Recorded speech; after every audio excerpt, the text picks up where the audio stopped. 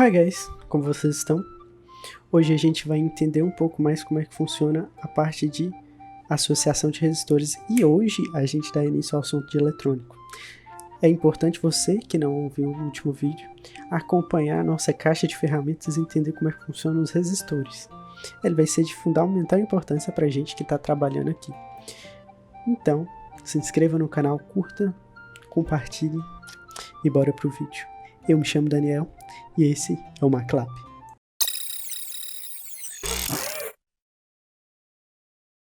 Hi guys, como vocês estão?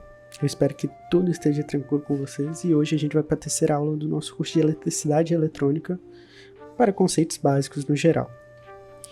Agora a gente vai trabalhar com a associação de resistores. Hoje a aula vai ser até bem simples, por conta que a gente já viu muita coisa voltada para estes resistores nos últimos assuntos que a gente trabalhou nos últimos vídeos. Então, volte lá e veja.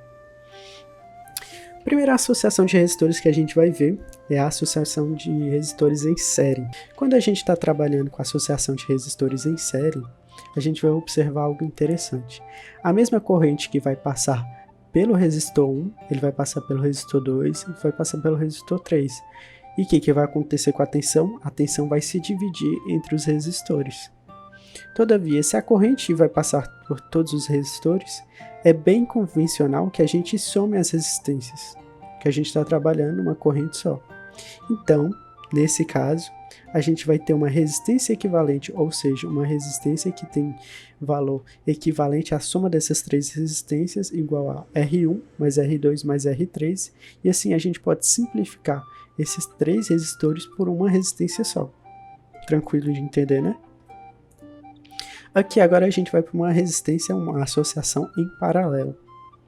Em paralelo, diferente do em série, obviamente, a gente tem uma mesma tensão para todos, tá vendo? A tensão aqui é igual para todos. O mesmo valor aqui positivo é o mesmo que passa aqui positivo, positivo, positivo, negativo, negativo, negativo, com o mesmo valor. Todavia tem três correntes diferentes, porque a corrente, como a gente vai ver nas leis de Kirchhoff, ela se divide toda vez que encontra um nó. E aqui tem um nó, tem outro nó. Então aqui ó, passa uma corrente 1, uma corrente 2 e uma corrente 3. E assim a gente tem uma resistência e uma soma das resistências equivalentes de maneira diferente. E como é que a gente faz? A soma das resistências equivalentes em um circuito em paralelo, o que ocorre primeiro?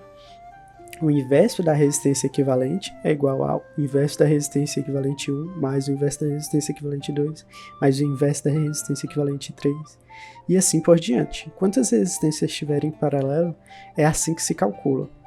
Todavia, tem uma dica quando você estiver trabalhando apenas com duas resistências.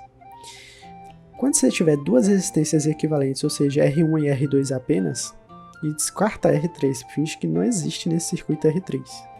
A gente pode simplificar escrevendo da seguinte forma: a resistência equivalente do circuito, ou seja, reduzir a apenas uma resistência, é igual a R1 vezes R2, multiplicados primeiro, você multiplica primeiro, e depois divide pelo resultado entre R1 mais R2. Simples, tranquilo, né? De entender, fácil. Fica bem mais simples de se trabalhar, em vez de que calcular o inverso da resistência e tudo. De qualquer forma, os dois é bem simples. Existe ainda a associação mista. Quando a gente estiver trabalhando com a associação mista, a gente deve prestar bastante atenção quando como a gente deve tratar o circuito. A primeira coisa que a gente tem que observar é, por exemplo, qual circuito a gente resolve primeiro. Será que a gente consegue resolver isso em série? Só em série? E só em paralelo? Não, né? Então a gente vai tratar e observar o circuito, como é que a gente desenvolve. Então a gente sempre desenvolve ele o mais externo às pontas possível. Por exemplo, aqui tem essas duas pontas, certo? Se a gente for resolver esse em série, não tem como a gente fazer em série com esse e depois em série com esse, daria um trabalho. Então a gente faz o paralelo de R1 mais R2 e depois a série da resistência equivalente de R1 e R2 com R3. E assim encontra o resultado. Nesse caso. Mas vai ter outros casos que a gente vai preferir fazer uma série e depois um paralelo. Então a associação mista no final é a soma tanto do paralelo quanto em série, e assim forma um misto. Fácil de entender, né? Então é isso. Por hoje é só, pessoal. Até a próxima. Se inscrevam, curtam, comente, qualquer dúvida. E aí?